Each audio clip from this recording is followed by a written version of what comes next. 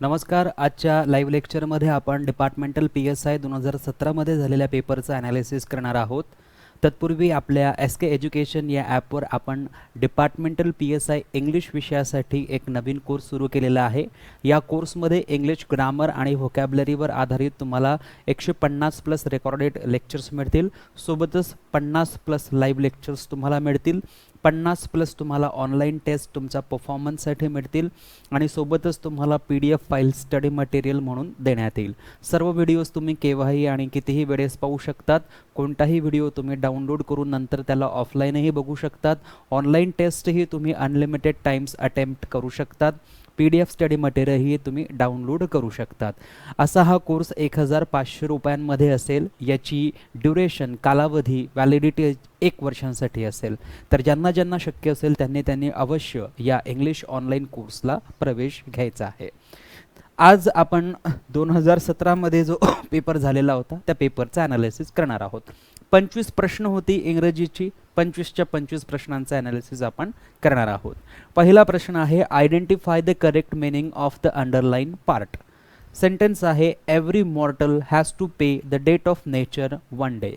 सेंटेन्समध्ये लिहिलेलं आहे एव्हरी मॉर्टल. मॉर्टल म्हणजे व्यक्ती किंवा सजीव. प्रत्येक व्यक्तीला किंवा प्रत्येक सजीवाला has to pay the debt of nature. Has to pay the debt of nature. Has to pay म्हणजे पे करावंच लागेल. काय पे करावं लागेल? The debt of nature. Debt म्हणजे काय? कर्ज किंवा ऋण. आणि नेचर म्हणजे काय? निसर्ग. प्रत्येक व्यक्तीला कधी ना कधी निसर्गाचं ऋण हे फेडावंच लागेल. या अर्थाने आपल्याला to pay the debt of नेचरला अंडरलाईन करण्यात आलेला आहे आणि विचारलेलं आहे की to pay the debt of nature या इडियमचा या वाक्प्रचाराचा नेमका काय अर्थ होतो. To pay the debt of नेचरचा अर्थ होतो मृत्यू पावणे किंवा मृत्यू होणे किंवा मरण पावणे. To pay the debt of nature म्हणजे निसर्गाची ऋण फेडणे. याला आपण मरण पावणे किंवा मृत्यू होणे असं म्हणत असतो. प्रत्येकाला कधी ना कधी मृत्यूला सामोरं जायचंच आहे. प्रत्येकाचा कधी ना कधी मृत्यू हा होणारच आहे आणि त्या अर्थाने हे सेंटेन्स आहे की every mortal has to pay the debt of nature one day. यामध्ये to pay the debt of nature या इडियमचा अर्थ होतो मरण पावणे किंवा मृत्यू होणे. म्हणून जे MPSCची तयारी करत आहात त्या सर्व विद्यार्थ्यांनी हा इडियम लक्षात ठेवायचा. 2017 मध्ये हा पेपर झालेला आहे त्यामुळे डिपार्टमेंटल PSIला हा प्रश्न पुन्हा एकदा विचारला जाऊ शकत नाही इतकं तर निश्चित आहे. परंतु इतर ज्या MPSCच्या एक्झामिनेशन्स आहेत त्यामध्ये पुन्हा एकदा हा इडियम रिपीट होताना आपल्याला पाहायला मिळू शकतो. म्हणून to pay the debt of नेचरचा अर्थ होतो मृत्यू पावणे किंवा मरण पावणे. टू पास अवे किंवा टू डाय. मग बघा इथे पहिलं ऑप्शन आहे to bear the expenses. To bear the expenses म्हणजे काय? खर्च जे आहेत त्या खर्चाला आपण बेअर करतो म्हणजे हे ऑप्शन आपलं होणार नाही. त्यानंतर पुढे बघा टू डाय म्हणजे मृत्यू पावणे. To pay the debt of नेचरचा अर्थच होतो टू डाय म्हणून ऑप्शन 2 बरोबर असेल. To face the difficulties. Difficulties face करणे म्हणजे to pay the debt of nature होत नाही. आणि त्यानंतर to return his money. So return money करणे पैसे रिटर्न करणे या अर्थाने सुद्धा to pay the debt of nature होऊ शकत नाही. म्हणून आपल्याकडे ऑप्शन 2 जे आहे टू डाय ते अगदी समर्पक आहे. म्हणून या प्रश्नाचं उत्तर होणार टू डाय. त्यानंतर पुढचा प्रश्न घेऊया आपण. पुढचा प्रश्न आपल्या समोर आहे what does the underline model auxiliary suggest. Sentence आहे यू कॅन गो नाव आणि कॅनला अंडरलाईन करण्यात आलेलं आहे. आणि हे कॅन काय आहे? Model auxiliary. हे कॅन काय आहे? Model auxiliary. आता हे मॉडेल ऑक्झिलरी जे आहेत हे नेमकं या सेंटेन्समध्ये काय काम करत आहे, काय फंक्शन करत आहे? तर बघा यू कॅन गो नाव. तू आता जाऊ शकतोस. यू कॅन गो नाव. तू आता जाऊ शकतोस. तू आता जाऊ शकतोस हे काय असू शकते? ही परमिशन असू शकते का? ऑब्वियसली परमिशन होऊ शकते. जर कोणी मला विचारलं की मी जाऊ शकतो का आणि मी जर म्हणेल येस यू कॅन गो नाव, तू जाऊ शकतो, तर मी ही परवानगी दिली. आणि परवानगी देण्याच्या अर्थाने या ठिकाणी कॅन जो आहे जो वापरलेला आहे सेंटेन्समध्ये तो अगदी बरोबर आहे आणि म्हणून ऑप्शन 1 आपलं फायनल आन्सर असेल. त्यानंतर बघा पॉसिबिलिटी. कॅनने पॉसिबिलिटी दाखवली जाऊ शकते परंतु या सेंटेन्समध्ये मात्र कॅनने पॉसिबिलिटी दाखवलेली नाही आणि म्हणून ऑप्शन 2 जे आहे ते कॅन्सल होणार. त्यानंतर पुढे बघा ॲबिलिटी. कॅनने ॲबिलिटी देखील दाखवली जाऊ शकते परंतु या सेंटेन्समध्ये मात्र ॲबिलिटी नाही म्हणून ऑप्शन 3 कॅन्सल होणार. त्यानंतर पुढे बघा रिक्वेस्ट. कॅनने रिक्वेस्टही केली जाऊ शकते परंतु या सेंटेन्समध्ये कॅनचा वापर करून रिक्वेस्ट करण्यात आलेली नाहीये आणि म्हणून ते रिक्वेस्ट सुद्धा होऊ शकत नाही. ते काय होणार आहे? एक परमिशन होणार आहे. ओके. त्यानंतर घेऊया पुढचा प्रश्न. पुढचा प्रश्न आहे select the correct alternative to complete the sentence meaningfully. खालील सेंटेन्स जे आहे ते कंप्लीट करा, पूर्ण करा, ज्याचं मिनिंग जो आहे तो व्यवस्थित आला पाहिजे. प्लान्स मे म्हणजे जे काही नियोजन असतात, प्लान्स मे कदाचित होऊ शकतात. काय होऊ शकतात? Due to insufficient balance, due to insufficient funds. Insufficient अपूर्ण फंड्स जे आहेत त्या अपूर्ण फंड्समुळे जे प्लान्स आहेत त्यांना काहीतरी होऊ शकतं. मग त्यांना काय होऊ शकतं? Fall out. फॉल आउट, त्याच्यानंतर फॉल अपार्ट, त्याच्यानंतर इथे फॉल ऑफ, त्याच्यानंतर इथे आहे फॉल थ्रू. प्रत्येक फ्रेझल वर्बची सुरुवात फॉल या वर्बपासून सुरू होत आहे. आणि म्हणून फ्रेझल वर्ब सर्व MPSCच्या विद्यार्थ्यांनी जी तयारी करत आहेत त्यांनी सर्व फ्रेझल वर्ब्स आपल्या ऑनलाईन कोर्समध्ये दिलेले आहेत, ते सर्व व्यवस्थित करायचे आहेत. त्याच्या बाहेरचा एकही फ्रेझल वर्ब तुमचा जाणार नाही. आता फॉल आउट. फॉल आउट या शब्दाचा अर्थ होतो भांडण करणे. मग प्लॅन्स भांडण करू शकतात का? अजिबात नाही. म्हणजे ऑप्शन 1 आपलं इथून कॅन्सल होणार. त्यानंतर बघा फॉल अपार्ट. फॉल अपार्टचा अर्थ होतो वेगळं करणे, सेपरेट करणे, आयसोलेट करणे. फॉल अपार्टचा अर्थ होतो वेगळे करणे, सेपरेट करणे किंवा आयसोलेट करणे. आणि प्लान्स आपण वेगळे करू शकतात का? इनसफिशियंट फंडमुळे प्लान्स वेगळे होऊ शकतात का? किंवा प्लान्स जे आहेत ते आयसोलेट होऊ शकतात का? नाही. म्हणजे ऑप्शन 2 देखील इथून कॅन्सल झालं. त्यानंतर इथे आहे fall of. Fall of, OFF वाला ऑफ. फॉल ऑफ याचा अर्थ होतो पडणे, खाली पडणे, काहीतरी निसटणे. मग बघा plans may fall off due to insufficient funds.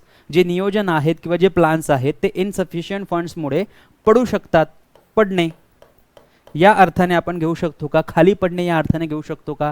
अजिबात नाही. म्हणजे ऑप्शन 3ही कॅन्सल झालं. आता पुढे आहे फॉल थ्रू. फॉल थ्रूचा अर्थ होतो असफल होणे, अयशस्वी होणे. म्हणजेच काय? फेल होणे. म्हणजेच काय? फेल होणे. मग बघा इनसफिशियंट फंड्स असेल तर प्लान्स काय होऊ शकतात? फेल होऊ शकतात. म्हणून ऑप्शन 4 जे आहे ते आपलं करेक्ट ऑप्शन होणार. So plans may fall through due to insufficient funds. Plans fail होऊ शकतात ड्यू टू च्यामुळे, कशामुळे?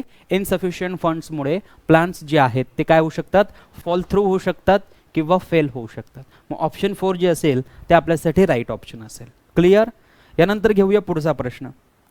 पुढचा प्रश्न आहे choose the correct word. His handwriting is not. त्याचे हस्ताक्षर काहीतरी नाही. त्याचे हस्ताक्षर. आता हस्ताक्षर एकतर सुंदर असेल किंवा हस्ताक्षर एकतर खराब असेल. मग जे हस्ताक्षर सुंदर असतं त्याला आपण काय म्हणतो? कॅलिग्राफी म्हणतो. परंतु हस्ताक्षर चांगलं आहे की वाईट आहे, म्हणजे हस्ताक्षर वाचण्यायोग्य आहे की वाचण्यायोग्य नाही आहे, हे ठरवण्यासाठी एक शब्द असतो लेजिबल. लेजिबल म्हणजे काय? जी हँडरायटिंग आहे ती जर वाचण्यायोग्य असेल, वाचण्याच्या लायकीची असेल, वर्थ रीडिंग असेल तर त्याला आपण लेजिबल असं म्हणत असतो. आणि म्हणून हिज हँडरायटिंग इज नॉट, त्याचे हस्ताक्षर लेजिबल नाही, त्याचे हस्ताक्षर वाचण्यायोग्य नाही.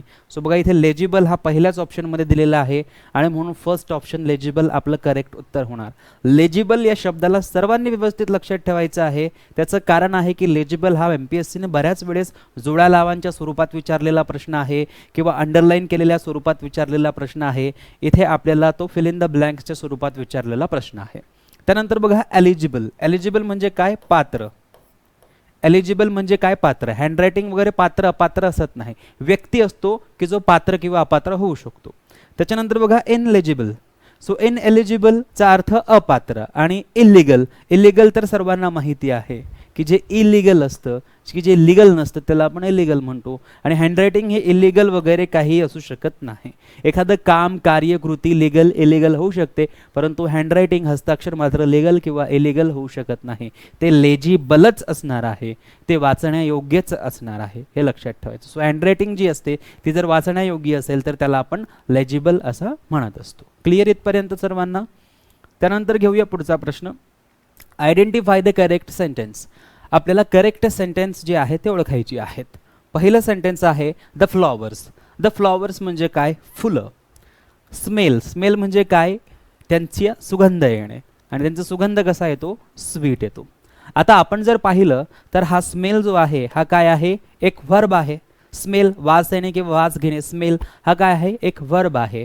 आणि व्हर्ब नंतर जर आपण पाहिलं तर आपल्याला काय यूज करायचा असतो? ॲडवर्ब यूज करायचा असतो.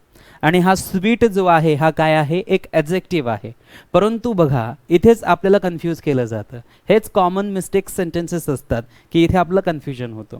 स्मेल आपण म्हणतो व्हर्ब, स्वीट आहे ॲडजेक्टिव्ह, इथे स्वीटली असायला पाहिजे होता ॲडवर्ब, असं आपण म्हणू शकतो. परंतु लक्षात ठेवायचं की मी तुम्हाला टेन्सच्या चॅप्टरमध्ये सांगितलेलं आहे की स्मेल किंवा लुक किंवा टेस्ट हे असे शब्द आहेत की हे ॲक्शन दर्शवत नाहीत. हे कोणते शब्द आहेत? हे स्टेटिव्ह वर्ब्स आहेत. आणि स्टेटिव्ह वर्ब सोबत आपण ॲडवर्ब घेत नाही. स्टेटिव्ह वर्ब सोबत आपण ॲडवर्ब घेत नाही. स्टेटिव्ह वर्ब सोबत आपण ॲडजेक्टिव्हच घेत असतो. आणि स्वीट हा ॲडजेक्टिव्हच आहे. आणि म्हणून हा स्वीट जो आहे या ठिकाणी अगदी बरोबर आहे.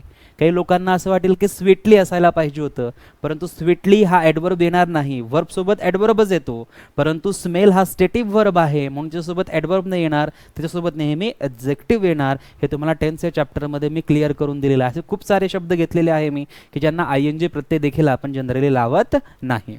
त्यामुळे पहिलं सेंटेन्स जे आहे हे पहिलं सेंटेन्स कसं आहे? बरोबर आहे. आता दुसरं सेंटेन्स बघा, शी लुक्स. शी नंतर या ठिकाणी लुक्स अगदी बरोबर आहे, कारण शी काय आहे? थर्ड पर्सन सिंग्युलर आहे. त्याच्यामुळे व्हर्ब जो असेल तो एस किंवा ES मध्ये लागला पाहिजे, म्हणून लुकला या ठिकाणी एस लावलेला आहे, तर हेही अगदी बरोबर आहे. आणि लुक काय आहे? हा व्हर्ब आहे. याच्यानंतर चार्मिंगली काय आहे? ॲडवर्ब आहे. Look verb, charmingly adverb. परंतु इथे जर आपण व्यवस्थित पाहिलं तर व्हर्ब नंतर ॲडवर्बच लागतो, परंतु लुक हा एक स्टेटिव्ह वर्ब आहे. स्टेटिव्ह वर्ब असल्यामुळे त्याच्यासोबत ॲडवर्ब घेता येत नाही, म्हणून त्याच्यासोबत ॲडजेक्टिव्हच घ्यावा लागेल. इथे चार्मिंगली ॲडवर्ब घेतलेला आहे की जो चुकीचा आहे. इथे चार्मिंगली न घेता फक्त काय असायला हवं होतं? चार्मिंग असायला हवं होतं. आणि तसं नसल्यामुळे हे सेंटेन्स जे आहे हे कसं आहे? चुकीचं आहे. आणि म्हणून बघा, ए ऑनली ऑप्शन 1 जे असेल हेच आपलं उत्तर असेल. बी ऑनली कॅन्सल होणार. Both A and B correct नाही. नायदर ए नॉर बी हे सुद्धा होणार नाही. ठीक आहे. म्हणून अशा पद्धतीने लक्षात ठेवायचं की जे स्टेटिव्ह वर्ब्स असतील, स्मेल असेल, लुक असेल, रिमाइंड असेल, रिमेंबर असेल, यांच्यासोबत कधीच आपण ॲडवर्बचा वापर करत नाही. यांच्यासोबत आपण नेहमी ॲडजेक्टिव्हचा वापर करत असतो. यानंतर घेऊया पुढचा प्रश्न. पुढचा प्रश्न आहे, choose the correct sentence from the option given. खालील सेंटेन्समध्ये करेक्ट ऑप्शन सेंटेन्समध्ये करेक्ट सेंटेन्स कोणता आहे ऑप्शनमध्ये ते चेक करायचं आहे. आता बघा, सर्वांची सुरुवात हीने झालेली आहे. त्याच्यानंतर प्रिव्हेंटेड, प्रिव्हेंटेड, प्रिव्हेंटेड, प्रिव्हेंटेड म्हणजे प्रतिबंध करणे, रोकथाम करणे, थांबवणे. प्रिव्हेंटेड मी, मला थांबवलं, मला सो ही प्रिव्हेंटेड मी, ही प्रिव्हेंटेड मी, ही प्रिव्हेंटेड मी सर्व सेंटेन्सेसमध्ये कॉमन आहे. आता बघा, नेहमी लक्षात ठेवायचं की प्रिव्हेंटेड किंवा प्रिव्हेंट हा शब्द येत असेल तर त्याच्यासोबत नेहमी फ्रॉम हाच प्रेपोजिशन वापरला जातो. आपल्या प्रेपोजिशन या चॅप्टरमध्ये मी सर्वांना क्लिअर केलेलं आहे, खूप वेळा सांगितलेलं आहे की प्रिव्हेंट असेल तर त्याच्यानंतर कधीच टू प्रिपोजिशन घ्यायचा नाही. प्रिव्हेंट असेल तर त्याच्यानंतर नेहमी फ्रॉम हाच प्रिपोजिशन घ्यायचा. सो बघा, प्रिव्हेंटसाठी इथे टू हा प्रिपोजिशन जो आहे तो चुकीचा आहे. प्रिव्हेंट नंतर इथे प्रिपोजिशनच नाही, म्हणजे पहिलं सेंटेन्स दुसरं सेंटेन्स कॅन्सल झालं. तिसऱ्या सेंटेन्समध्ये बघा, फ्रॉम घेतलेला आहे, अगदी बरोबर आहे. चौथ्या सेंटेन्समध्ये फॉर घेतलेला आहे की जो चुकीचा आहे. चौथं सेंटेन्स चुकणार. फक्त तिसरं सेंटेन्स या ठिकाणी बरोबर येत आहे. He prevented me from going there. He prevented me from going there. आणि प्रिव्हेंट आलं त्याच्यानंतर तुमचा फ्रॉम आला की त्याच्यानंतर वर्ब हा नेहमी ING स्वरूपात जाणार. वर्ब हा नेहमी ING स्वरूपात जाणार. म्हणून बघा, मी आलं त्याच्यानंतर फ्रॉम आला आणि हा गोईंग जो आहे तो ING फॉर्ममध्ये आहे, म्हणून तिसरं सेंटेन्स जे असेल ते आपलं ग्रॅमॅटिकली करेक्ट सेंटेन्स असेल. असे छोटे छोटे पॉईंट्स जे आहेत ते आपले या ऑनलाईन कोर्समधून क्लिअर होऊ शकतात. म्हणून ज्यांना शक्य असेल त्यांनी आपल्या SK एज्युकेशनवर उपलब्ध असलेला डिपार्टमेंटल PSI इंग्लिश ऑनलाईन कोर्सला प्रवेश घ्यायचा आहे. त्यानंतर घेऊया आपण आपला पुढचा प्रश्न. पुढचा प्रश्न आहे, identify the sentence punctuated correctly. आता हा प्रश्न पंक्च्युएशन या टॉपिकचा आहे, पंक्च्युएशन या चॅप्टर मधला आहे. मग बघा, I like poems comma stories and prose. मला काय काय आवडतं? सो मला पोएम्स म्हणजे कविता आवडतात, स्टोरीज म्हणजे कथा आवडतात, अँड प्रोज म्हणजे ज्या वेगवेगळ्या कथा असतात त्या आवडतात. मग इथे जर पंक्च्युएशनचा वापर केलेला, आय लाईक पोएम्स नंतर कॉमा दिलेला आहे, स्टोरीज दिलेला आहे, प्रोज. आता या ठिकाणी आपल्याला कॉमा द्यायची गरज नाही, कारण इथे अँडने जोडलेलं आहे. म्हणजे पहिलं सेंटेन्स जे आहे ते पंक्च्युएशनच्या दृष्टिकोनातून अगदी बरोबर आहे. ठीक. मग सेंटेन्स ए कशामध्ये दिलेला आहे? सेंटेन्स ए 1 मध्ये दिलेला आहे, सेंटेन्स ए 2 मध्ये दिलेला आहे आणि 4 मध्ये दिलेला आहे. सेंटेन्स ए ऑप्शन 3 मध्ये दिले नाही, म्हणजे ऑप्शन ते आपलं कोणत्याही परिस्थितीत ऑप्शन होऊ शकत नाही, उत्तर होऊ शकत नाही. त्यानंतर बघा, इथे मँगो आहे, नंतर कॉमा आहे, ॲपल आहे, नंतर कॉमा आहे, डेट आहे, नंतर कॉमा आहे, आल्मंड आहे, नंतर कॉमा आहे, वॉलनट आहे, नंतर कॉमा आहे, वॉटरमेलन आहे, नंतर कॉमा आहे आणि एटसेट्रा आहे. आता बघा ॲटसेट्रा हा एक फॉरेन वर्ड आहे. ॲटसेट्रा म्हणजे इत्यादी आपण म्हणत असतो, परंतु इत्यादीच्या आधी कधीच आपण कॉमा देत नाही, सर्वांना माहिती आहे. म्हणून हा जो कॉमा आहे इथे, हा जो कॉमा दिलेला आहे हा कॉमा चुकीचा आहे आणि हा कॉमा चुकीचा असल्यामुळे सेंटेन्स बी जे आहे ते सेंटेन्स बी चुकीचं आहे. मग ज्या ऑप्शनने सेंटेन्स बी घेतलेला आहे त्यांना कॅन्सल करून टाकायचं. बघा हे सुद्धा होणार नाही आणि ऑल ऑफ दी अबो, जर बी चुकीचंच आहे तर ऑल ऑफ दी अबो बरोबर होऊ शकत नाही, म्हणजे चौथं ऑप्शन देखील काय झालं, एलिमिनेट झालं. एकच ऑप्शन शिल्लक राहिलं, दॅट इज ऑप्शन ए. आता बघूया सी. आय वोक अप, मी उठलो, मी जागी झालो. I got out of bed. बघा एखादी क्रिया असेल, त्या क्रियानंतर लगेचच दुसरी क्रिया झाली असेल तर त्याला आपण काय करतो, अशा प्रकारे सेमिकोलनने दाखवत असतो. ठीक. आता हा जो आहे हा कॉमा काय करतो या ठिकाणी, हा कॉमा दोन ॲक्शन्स एका पाठोपाठ झालेले आहेत आणि एकसारखे आहेत म्हणून ते कॉमा केलेला आहे.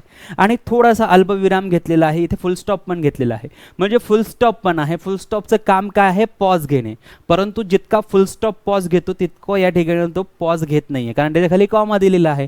म्हणजे काय, एक ॲक्शन नंतर लगेचच दुसरी ॲक्शन झालेली आहे. मग एक ॲक्शन नंतर दुसरी ॲक्शन, दुसरी ॲक्शन नंतर तिसरी ॲक्शन, अशा जर कंटिन्युअसली ॲक्शन जर झालेल्या असतील तर आपण काय बोलू शकतो, तिथे अशा प्रकारे सेमिकोलॉन यूज करू शकतो. सो आय वोक अप आणि या ठिकाणी I got out of bed हे जे आहेत हे बरोबर आहे. सो ए अँड सी बरोबर असेल आणि ए अँड सी बरोबर असेल म्हणून ऑप्शन एक जे आहे त्याला आपल्याला टिक करायचं आहे करेक्ट ऑप्शन म्हणून. यानंतर घेऊया आपला पुढचा प्रश्न. पुढचा प्रश्न आहे choose the correct pronoun. Correct pronoun आपल्याला यूज करायचं आहे. Do you wish to see, who do you wish to see, who do you wish to see असं आपण म्हणत नाही generally. Who do you wish to see असं होऊ शकत नाही. Whom do you wish to see, तुला कुणाला पाहायचं आहे, whom do you wish to see. So कुणाला या अर्थाने आपण होमचा वापर करू शकतो. सो ऑप्शन 2 बरोबर होऊ शकतो. हुज सुद्धा येऊ शकत नाही, whose do you wish to see होऊ शकत नाही आणि नन ऑफ दी अबो सुद्धा होऊ शकत नाही. सो ऑप्शन 2 जे असेल, whom do you wish to see, हे करेक्ट असेल. तुला कुणाला बघायची इच्छा आहे, whom do you wish to see, तुला कुणाला बघायची इच्छा आहे किंवा तुला कुणाला भेटायची इच्छा आहे, या दोन्ही अर्थाने सेंटेन्स वापरला जाऊ शकतो. पुढचा सेंटेन्स घ्या, पुढचा प्रश्न घ्या. Choose the correct question tag. Question टॅगचा प्रश्न आहे. Sentence through correct question tag कोणत्या सेंटेन्समध्ये आहे ते बघायचं आहे. You must go now. आता मस्टचं काय होणार, मसंट होणार.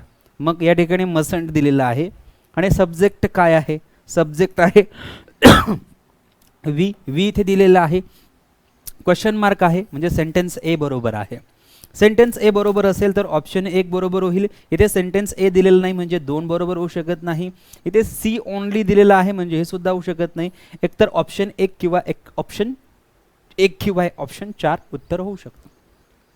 You aren't living, aren't you. आता इथे बघा आरंट ऑलरेडी नेगेटिव्ह आहे आणि क्वेश्चन टॅगमध्ये पुन्हा एकदा आरंट दिलेलं आहे. सो हे चुकीचं होईल आणि म्हणून सेंटेन्स बी जे आहे ते चुकीचं होणार. मग बघा बी जिथे दिलेलं आहे की बी बरोबर आहे ते ऑप्शन 4 सुद्धा या ठिकाणी एलिमिनेट होणार. एकच ऑप्शन शिल्लक राहिलं, option 1 A and C only. मग सी चेक करूया बरोबर आहे का. यू कॅन ड्राईव्ह, कॅनचं काय होणार, कांट होणार. ओके. त्याच्यानंतर सब्जेक्ट काय आहे, यू, यूचं यू होणार. शेवटी क्वेश्चन मार्क म्हणजे सी बरोबर आहे म्हणजे ऑप्शन 1 जे आहे ते आपलं राईट आन्सर असेल. ओके. यानंतर घेऊया पुढचा प्रश्न. पुढचा प्रश्न आहे identify the correct passive voice of the given sentence. सेंटेन्सचं पॅसिव्ह वॉइस आपल्याला शोधायचं आहे. What do you do now, what do you do now. What do you do now हा एक प्रेझेंट इंडेफिनिट टेन्स आहे आणि यामध्ये इज डन आपल्याला शोधावं लागेल. डू यू डू साठी इज डन हे आपल्याला पॅसिव्ह वॉइसमध्ये मिळणार आहे. सो बघा व्हॉट बरोबर आहे, व्हॉट बरोबर आहे, व्हॉट बरोबर आहे, व्हॉट बरोबर आहे.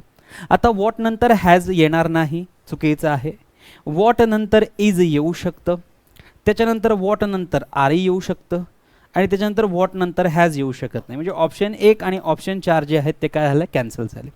आता what do you do now, आता यू जो आहे तो सब्जेक्टमध्ये आहे, तो ऑब्जेक्टमध्ये जाणार म्हणून व्हॉट नंतर फक्त इज येणार. मग व्हॉट नंतर इज येणार तर हा आर जो आहे हा ऑप्शन 3चा कॅन्सल होतोय. ठीक. आता व्हॉट इज नंतर इथे हा जो बीइंग आहे हा चुकीचा आहे. What is done by you, what is done by you हे what do you do now याचं पॅसिव्ह वॉइस होणार आहे. परंतु हे बीइंग जे आहे हे इथे चुकीचं वापरलेलं आहे आणि म्हणून ऑप्शन 2 जो आहे तोही चुकीचा आहे. यामध्ये दिलेले 4ही ऑप्शन्स कसे आहेत, चुकीचे आहेत. यामध्ये दिलेले 4ही ऑप्शन्स कसे आहेत, चुकीचे आहेत आणि त्यामुळे हा प्रश्न कॅन्सल व्हायला हवा होता. त्यावेळेस जर विद्यार्थ्यांनी हा प्रश्न कॅन्सल होण्यासाठी जर MPSC कडे फायनल आन्सर कीच्या आधी फर्स्ट आन्सर की आल्यानंतर तक्रार केली असेल तर कदाचित हा प्रश्न कॅन्सल झाला असेल. त्यानंतर घेऊ शकतो आपण आपला पुढचा प्रश्न. Choose the best indirect form of the given sentence. Sentence आहे, do you suppose you know better than your father, your own father jeered his angry mother. Jeered म्हणजे मॉक करून बोलले, गमतीने बोलले. त्याच्यानंतर his angry mother, his angry mother त्याची angry झालेली mother, त्याची संतापित असलेली आई. मग बघा आपल्याला डबल इन्व्हर्टेड कॉमामध्ये काय दिलेलं आहे, do you suppose you know better than your own father. हा एक क्वेश्चन आहे आणि कधीही लक्षात ठेवायचं की कोणताही क्वेश्चन असेल WH चा नसेल, कोणताही क्वेश्चन असेल असा डू किंवा डिडने किंवा विलने सुरू WH क्वेश्चन न घेता दुसरा कोणत्याही प्रकारचा क्वेश्चन जर अशा प्रकारे डबल इन्व्हर्टेड कॉमामध्ये असेल तर त्याच्या डायरेक्ट इनडायरेक्ट स्पीचमधून इनडायरेक्ट स्पीचमध्ये कन्वर्ट करत असताना एकतर इफचा वापर करावा लागतो सेंटेन्स जोडताना किंवा वेदरचा वापर करावा लागतो. मग आपल्याला सेंटेन्सेसच्या ऑप्शन्समध्ये इफ किंवा वेदर हे दोन शब्द शोधायचे आहेत. एकतर इफ आला तर बरोबर, वेदर आला तरी बरोबर. आता बघा या ठिकाणी वेदर आहे म्हणजे हे बरोबर आहे. त्यानंतर इथे दॅट आहे म्हणजे हे चुकीचं होणार, म्हणजे ऑप्शन 2 कोणत्याही परिस्थितीत उत्तर होणार नाही. शॉर्ट ट्रिक सांगतोय. त्यानंतर बघा इथे वेदर आहे, इथेही वेदर आहे म्हणजे आपलं ऑप्शन 1 किंवा ऑप्शन 3 किंवा ऑप्शन 4 जे आहे ते उत्तर होऊ शकतं. मग बघा सुरुवात अशी होणार, his angry mother jeered, his angry mother jeered, his angry mother jeers. आता इथे जियर्स दिलेला आहे, सो हा जियर्स चुकीचा आहे. काय असायला पाहिजे होतं, जियर्ड असायला पाहिजे होतं. JEERED. इथे काय आहे, JEERS म्हणजे ऑप्शन 1 कॅन्सल होणार. आता बघा 3 आणि 4 मध्ये his angry mother jeered, his angry mother jeered. ठीक. त्याच्यानंतर इथे सुद्धा अँड आहे, इथे सुद्धा अँड आहे आणि प्रश्न विचारलेला आहे हा काय आहे, do you suppose to know better than your own father. हा काय एक प्रश्न आहे. प्रश्न विचारलेला असेल तर आपण आस्क घेत असतो आणि म्हणून या ठिकाणी बघा आज घेतलेला आहे, इथेही काय घेतलेलं आहे, आस्क घेतलेला आहे. आणि त्याच्यानंतर ज्या पद्धतीने आपण पाहिलं की वेदर घेतलेलं आहे तर इथेही वेदर घेतलेलं आहे. ओके. आता पुढे बघूया काय काय असमानता आहे. ही बरोबर आहे, ही बरोबर आहे, सपोज्ड बरोबर आहे, सपोज्ड बरोबर आहे, दॅट बरोबर आहे, दॅट बरोबर आहे, ही बरोबर आहे, ही बरोबर आहे. इथे आहे न्यू जो की V2, इथे आहे नोज जो की आहे V1 ला SES. आता हा जो नो आहे हा कशाच्या सपोज सोबत आलेला आहे, डूच्या सोबत आलेला आहे आणि डू सोबत जो असतो तो काय असतो, V1 असतो. आणि कधीही डायरेक्ट मधून इनडायरेक्ट मध्ये कन्वर्ट करत असताना V2 घ्यावा लागतो. मग V2 जो आहे तो इथे बरोबर आहे, V1 जो आहे तो इथे चुकीचा आहे आणि म्हणून ऑप्शन 4 कॅन्सल होणार. ऑप्शन 3 कडेच आपल्याला जावं लागणार. सो अगदी छोट्या छोट्या शब्दांच्या सहाय्याने आपण मोठे मोठे सेंटेन्सेस जे आहेत ते टॅकल करू शकतो की कोणतं करेक्ट पॅसिव्ह व्हॉइस आहे किंवा कोणतं करेक्ट इनडायरेक्ट स्पीच आहे. हे सर्व मी तुम्हाला आपल्या रेकॉर्डेड लेक्चर्समध्ये सांगितलेलं आहे. त्या रेकॉर्डेड लेक्चर्सचा अभ्यास करून तुम्ही या पद्धतीने असे प्रश्नांची जी उत्तरं आहेत ती देऊ शकता. त्यानंतर घेऊया पुढचा आपला प्रश्न. पुढचा प्रश्न आपल्यासमोर आहे, identify the correct indirect narration of the sentence given below. Again direct speech मधलं सेंटेन्स आपल्याला इनडायरेक्ट स्पीच मध्ये कन्वर्ट करायचं आहे. He says. आता हा प्रकार जनरली आपल्याला कुठेही शिकवला जात नाही परंतु व्यवस्थित समजून घ्यायचा आहे. आता इथे जर आपण पाहिलं तर ही नंतर सेज लिहिलेला आहे. सेज म्हणजे काय, प्रेझेंट इंडेफिनेट टेन्स म्हणजे वाक्य कुठे आहे, प्रेझेंट इंडेफिनेट टेन्स. म्हणून ही सेज जर इथे लिहिलेला आहे तर आपल्याला ही सेज असंच आपल्या नरेशन मध्ये लिहावं लागेल. म्हणून पहिल्या ऑप्शन मध्ये जो सेड केलेला आहे हा चुकीचा आहे. तिसऱ्या ऑप्शन मध्ये सेज जो आहे तो बरोबर आहे. दुसऱ्या ऑप्शन मध्ये जो सेज आहे तो बरोबर आहे परंतु चौथ्या ऑप्शन मध्ये जो सेड दिलेला आहे तो कसा आहे, चुकीचा आहे. म्हणजे इथे जर सेज असेल म्हणजे इथे जर प्रेझेंट इंडेफिनेट असेल, प्रेझेंट परफेक्ट टेन्स असेल किंवा फ्युचर टेन्स असेल तर तो जसाच तसा येईल, त्याचं सेच सेड मध्ये रूपांतर होणार नाही. आणि त्याच्यानंतर हा जो सेंटेन्स आहे या सेंटेन्समध्ये आपण जर पाहिलं तर हा आय जर असेल तर आय कशामध्ये कन्वर्ट होणार आहे, ही मध्ये, सब्जेक्टमध्ये कन्वर्ट होणार आहे. म्हणजे ही सेज नंतर हीच येणार. तर या ठिकाणी बघा ही सेज नंतर ही आहे, या ठिकाणी ही सेज नंतर बघा इथे काय आहे, ही दिलेलं आहे. ओके, आता बघा ही सेज, सेज जर असेल तर आपण सेज दॅट असं म्हणत असतो. से असेल तर सेड दॅट म्हणतो, से असेल तर सेज दॅट, दॅट आपल्याला लावाच लागतो. इथे दॅट लावलेला नाही म्हणून हे ऑप्शन कॅन्सल होणार. इथे दॅट लावलेला आहे म्हणजे हे ऑप्शन आता एकच शिल्लक राहिलं जे बरोबर आहे. त्यानंतर बघा ॲमचं ही साठी इज होणार, वर्किंग हार्ड जसंच तसं येणार, कारण यामध्ये टेन्समध्ये चेंज होणार नाही. जर इथे सेड असतात तर इथे पास्ट टेन्स असता तर आपण ह्याच्यामध्ये टेन्समध्ये चेंज केला असता, परंतु इथे प्रेझेंट असल्यामुळे टेन्समध्ये चेंज होणार नाही. म्हणून ही नंतर इज बरोबर आहे, वर्किंग बरोबर आहे, हार्ड बरोबर आहे. सो ऑप्शन 2 जे असेल तेच आपलं करेक्ट ऑप्शन असेल. हे सर्वांनी लक्षात घ्यायचं आहे. त्यामुळे बरेच जण या ठिकाणी सेडवालं ऑप्शन कदाचित उत्तर बरोबर घेऊन येतील, परंतु ते बरोबर उत्तर असणार नाही. आपलं बरोबर उत्तर ऑप्शन 2 मध्येच आहे. यानंतर घेऊया पुढचा प्रश्न. पुढचा प्रश्न आहे आयडेंटिफाय द क्लॉज अंडरलाइन. आता हा क्लॉज या चॅप्टरवर विचारलेला प्रश्न आहे. Those who are honest succeed in life. Those who are honest, आता या ठिकाणी हु आर ऑनेस्ट दिलेला आहे आणि हे हु कोणाला परिभाषित करते, या दोजला परिभाषित करते. म्हणजे दोज या प्रोनाउन बद्दल माहिती सांगण्याचा प्रयत्न करते. मग दोज या प्रोनाउन बद्दल माहिती सांगणाऱ्या फ्रेजला किंवा क्लॉजला आपण काय म्हणत असतो, ॲडजेक्टिव्ह क्लॉज किंवा ॲडजेक्टिव्ह फ्रेज म्हणत असतो. सो दोज बद्दल हु आर ऑनेस्ट हे अधिक माहिती सांगते म्हणून ते ॲडजेक्टिव्ह क्लॉज असणार. सो ॲडजेक्टिव्ह क्लॉज कुठे दिसतोय आपल्याला, ऑप्शन 2 मध्ये दिसतोय. बाकीचे सर्व ऑप्शन काय होणार, कॅन्सल होणार. क्लॉजबद्दल सर्वाधिक माहिती जी आहे ती आपल्याला आपल्या रेकॉर्डेड लेक्चर्समध्ये मी दिलेली आहे. तिथून तुम्ही सर्व रेकॉर्डेड लेक्चर्स व्यवस्थितरित्या पाहून अशा प्रकारचे प्रश्न आणि त्यांचा सराव करून आपल्याला समजू शकतं की नेमकं कोणता क्लॉज ॲडजेक्टिव्ह क्लॉज आहे, कोणता क्लॉज नाउन क्लॉज आहे, कोणता क्लॉज ॲडवर्ब क्लॉज आहे. ओके, त्यानंतर घेऊया आपला पुढचा प्रश्न. पुढचा प्रश्न आहे change the voice. Voice change करायचा आहे. Mister Krishnaji teaches us grammar. Mister Krishnaji हा काय आहे, सेंटेन्सचा एक सब्जेक्ट आहे. टीचेस काय आहे, एक प्रेझेंट इंडेफिनिट टेन्स आहे. अस काय आहे, एक ऑब्जेक्ट आहे आणि ग्रामर काय आहे, हा दुसरा ऑब्जेक्ट आहे. ठीक, दोघांपैकी कोणताही ऑब्जेक्ट आधी घेऊन आपण आपलं सेंटेन्स जे आहे ते पॅसिव्ह व्हॉइसमध्ये कन्वर्ट करू शकतो. आता समजा इथे जर ग्रामर हा ऑब्जेक्ट जो आहे तो सब्जेक्ट म्हणून घेतलेला आहे तर ग्रामर नंतर या ठिकाणी टीचेस येणार नाही, ग्रामर इज टॉट येईल. कारण हा जो मिस्टर कृष्णाजी टीचेस आहे हा प्रेझेंट इंडेफिनिट टेन्स आहे. प्रेझेंट इंडेफिनिट टेन्स असेल तर तो एमेजार प्लस V3 मध्ये कन्वर्ट होईल, परंतु इथे टीचेस जसं तसं दिलेलं असल्यामुळे ऑप्शन 1 जे आहे ते काय होणार, कॅन्सल होणार, एलिमिनेट होणार. त्यानंतर बघा आता अस जर ऑब्जेक्ट आहे आणि तो ऑब्जेक्ट जर सब्जेक्ट म्हणून घ्यायचा असेल तर असचा सब्जेक्ट काय होणार, वी होणार आणि म्हणून इथे वी ने सुरुवात झाली, वी ने सुरुवात झाली.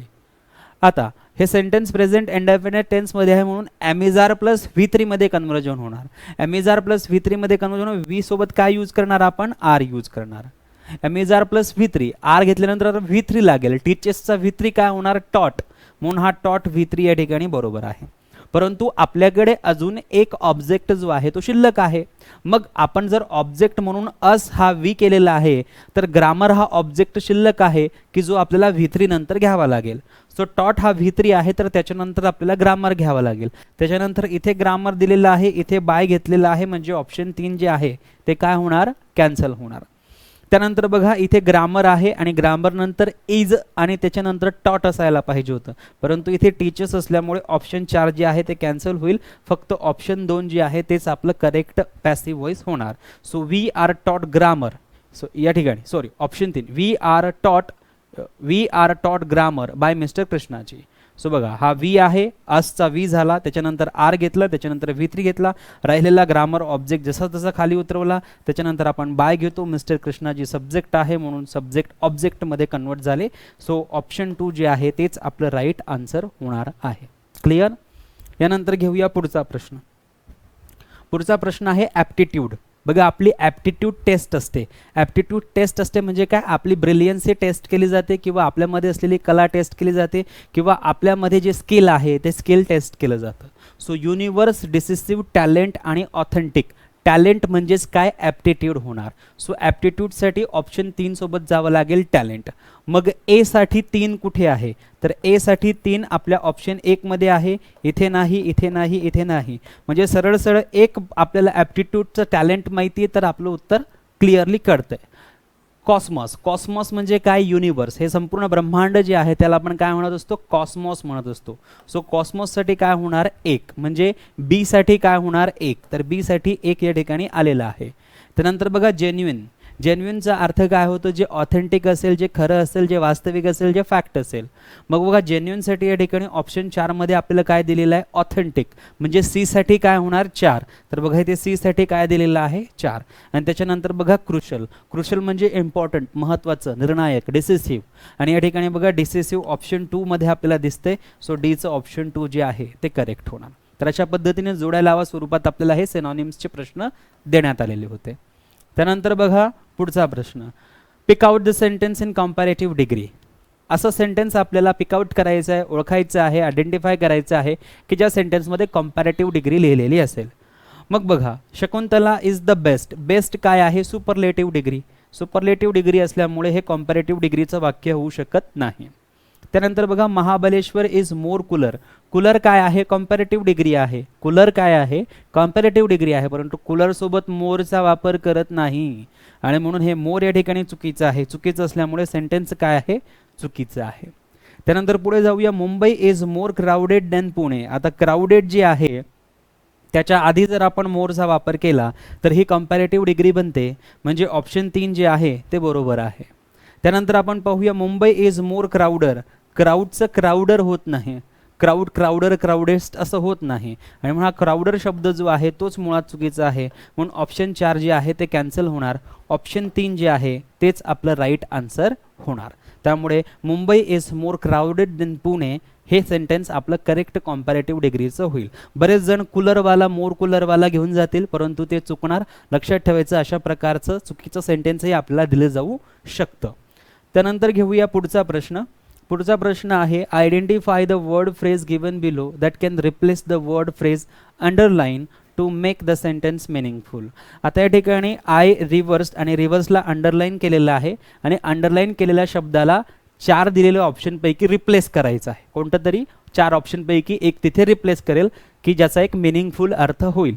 सो बघा, आय रिव्हर्स्ड माय जॅकेट.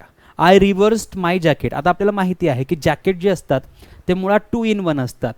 ठीक, एक विंटरमध्ये वापरण्यासाठी आणि एक मान्सून सीझनमध्ये वापरण्यासाठी. म्हणजे जॅकेट्स आता तुम्ही पाहिले असतील तर जॅकेट्स कसे असतात, विंटरमध्ये वापरू शकतात आणि त्याला जर आपण रिव्हर्स केलं, त्याला जर आपण उलट केलं तर उलट करून घातल्यानंतर ते आपल्याला मान्सून सीझनमध्ये सुद्धा वापरता येतं रेनकोट म्हणून. सो आय रिव्हर्स्ड माय जॅकेट म्हणजे माझं जॅकेट काय केलं, रिव्हर्स केलं. रिव्हर्स केलं म्हणजे काय, अप टर्न केलं. वर टर्न केलं काय, नाही. त्याच्यानंतर बघा चेंज. चेंज म्हणजे बदलवलं का, नाही. त्याच्यानंतर बघा ओव्हरटर्न. ओव्हरटर्न म्हणजे होऊ शकतं का, ओव्हरटर्न केलेलं होऊ शकतं का, नाही. पुढे काय आहे, टर्ड इनसाइड आउट म्हणजे आतून त्याला बाहेरून केलं. जसं जे आधी आत होतं त्याला आता काय केलं, टर्न इनसाइड आउट. म्हणजे ऑप्शन 4 जे आहे ते आपलं करेक्ट उत्तर होणार. So I turn inside out my jacket. अशा पद्धतीने आपलं उत्तर बरोबर होईल. त्यानंतर घेऊया पुढचा प्रश्न. Choose the correct reported speech of the following sentences. Sentences, she said to me shut the door. She said to me. आता बघा, सी सेड. सेड काय आहे, एक पास्ट फॉर्ममध्ये असलेला सेचा व्हर्ब आहे. आता इथे पास्ट आहे आणि इथे जर आपण पाहिलं डबल इन्व्हर्टेड कॉमामध्ये shut the door. Shut the door काय आहे, एक ऑर्डर आहे आणि ज्यावेळेस एक ऑर्डर दिली जाते, एक कमांड दिली जाते, तेव्हा सेटचं सेड लिहिलं जात नाही. तेव्हा सेटचं आपण एक तर ऑर्डर लिहितो किंवा डिमांड लिहितो किंवा आस्क्ड लिहितो किंवा कमांडेड लिहितो. मग बघा, इथे शी नंतर सेड आहे, इथे शी नंतर टोल्ड आहे, इथे शी नंतर आस्क्ड आहे, इथे शी नंतर सेड आहे. सो सेड कॅन्सल होणार, टोल्डही कॅन्सल होणार. ऑप्शन 1, ऑप्शन 3, ऑप्शन 4 कॅन्सल होणार. शी आस्क्ड, त्याच्यानंतर बघा हा शी सेड. सेडचं काय होणार, आस्क्ड. आस्क्ड नंतर टू येणार नाही, शी आस्क्ड मी. आणि हे बघा शट द डोअरसाठी to shut the door. She asked me to shut the door. She asked me to shut the door. म्हणून ऑप्शन 2 जे आहे ते आपल्यासाठी बरोबर उत्तर होणार. त्यानंतर घेऊया पुढचा प्रश्न. पुढचा प्रश्न आपल्या समोर आहे, choose the correct sentence or sentences. पुन्हा एकदा आपल्याला करेक्ट सेंटेन्स ओळखायचा आहे. I have got Indian's letter yesterday. Indira's letter yesterday. I have got Indira's letter yesterday. आता बघा हा हॅव आणि गॉट प्लस V3 आहे. हा हॅव काय आहे, आय हॅव गॉट म्हणजे प्रेझेंट परफेक्ट टेन्स आहे आणि प्रेझेंट परफेक्ट टेन्सच्या वाक्यामध्ये यस्टरडेचा वापर होत नाही आणि म्हणून सेंटेन्स ए जे आहे ते सेंटेन्स ए काय होणार, चुकीचं होणार. मग जिथे जिथे ए सांगितलेलं आहे ते ऑप्शन कॅन्सल होणार. ठीक, इथे सुद्धा चौथा ऑप्शन जे आहे ते कॅन्सल होणार कारण ए चुकीचं आहे तर ते बरोबर होऊ शकत नाही. I saw him at the Bhusawal station last month. आता बघा आय नंतर सॉ काय आहे, V2 आहे म्हणजे पास्ट इंडेफिनेट टेन्स आहे आणि पास्ट इंडेफिनेट टेन्स सोबत आपण last month, last year, last night अशा प्रकारचं जे ॲडवर्ब्स आहेत ते जोडू शकतो आणि म्हणून सेंटेन्स बी जे आहे ते बरोबर होईल. सो सेंटेन्स बी जे आहे ते काय होणार, बरोबर होणार. आणि सेंटेन्स बी जर बरोबर आहे तर फक्त सेंटेन्स सी बरोबर होऊ शकत नाही म्हणून तिसरं ऑप्शन एलिमिनेट झालं. फक्त दुसरं ऑप्शन आपल्यासोबत राहिलं बी ओनली म्हणजे तिसरं जे सेंटेन्स आहे ते चुकीचं असणार आहे. मग बघा यू हॅव मेट, तो मला भेटलेला आहे. यू हॅव मेट फातिमा, तो फातिमाला भेटलेला आहे ॲट द स्टेशन. तो फातिमाला स्टेशनवर भेटलेला आहे. आता हे एक सरळ सरळ वाक्य आहे, हा कोणताही प्रश्न नाही आणि प्रश्न नाही म्हणून या ठिकाणी हा जो प्रश्नचिन्ह दिलेला आहे हा मुळात चुकीचा आहे आणि प्रश्नचिन्ह वापरल्यामुळे सेंटेन्स सी जे आहे ते काय होणार, कॅन्सल होणार. म्हणजे अशा परिस्थितीत फक्त एकच उत्तर होणार, ऑप्शन 2 बी ओनली. ओके, यानंतर पुढचा प्रश्न आहे choose the correct alternative for the blank. I dot dot dot this film 4 times. I dot dot dot this film, ही फिल्म जी आहे 4 टाइम्स 4 वेळेस. मी हे पिक्चर 4 वेळेस पाहिलेलं आहे. मग बघा I have seen this film 4 times, हे फिल्म मी 4 वेळेस पाहिलेली आहे या अर्थाने ऑप्शन एकच आपल्यासाठी बरोबर होऊ शकतं. पुढचे बघू, I am seeing this movie 4 times, मी 4 वेळेस ही मूवीज पाहत आहे. एकाच वेळेस व्यक्ती 4 वेळेस पाहू शकत नाही, 4 वेळेस पाहिलेली आहे या अर्थाने हेच बरोबर होईल, ऑप्शन 2 बरोबर होणार नाही. त्यानंतर आय वॉज सीइंग हे सुद्धा ऑप्शन आपलं करेक्ट होऊ शकत नाही आणि आय हॅव बीन सीइंग हे देखील आपलं ऑप्शन होऊ शकत नाही. म्हणून एकच ऑप्शन शिल्लक राहिलं, I have seen this movie, I have seen this film 4 times, 4 वेळेस मी ही मूवीज पाहिलेली आहे. अत्यंत सोपा प्रश्न आहे. तर अशा प्रकारे आपण हे जे प्रश्न पाहिलेले आहेत हे सर्व प्रश्न या ठिकाणी आता संपलेले आहे. PSI डिपार्टमेंटल 2017ला जो पेपर झाला होता त्या पेपर कधी झालेला आहे, पोलीस उपनिरीक्षक मर्यादित विभागीय स्पर्धा पूर्व परीक्षा 2017 पेपर झालेला आहे 10 सप्टेंबर 2017. 10 सप्टेंबर 2017 रोजी झालेल्या पेपरमध्ये आलेले इंग्रजी विषयाचे जे 25 प्रश्न आहेत त्या 25 प्रश्नांचं ॲनालिसिस आपण या ठिकाणी केलेलं आहे. आता भेटूया पुढच्या एका नवीन व्हिडिओमध्ये एका नवीन पेपरच्या ॲनालिसिससह. तोपर्यंत हे ॲनालिसिस व्यवस्थित बघा आणि आमचा ऑनलाईन कोर्स नक्कीच सबस्क्राईब करा किंवा आमचं चॅनलही आपण सबस्क्राईब करू शकतात. धन्यवाद. थँक्यू.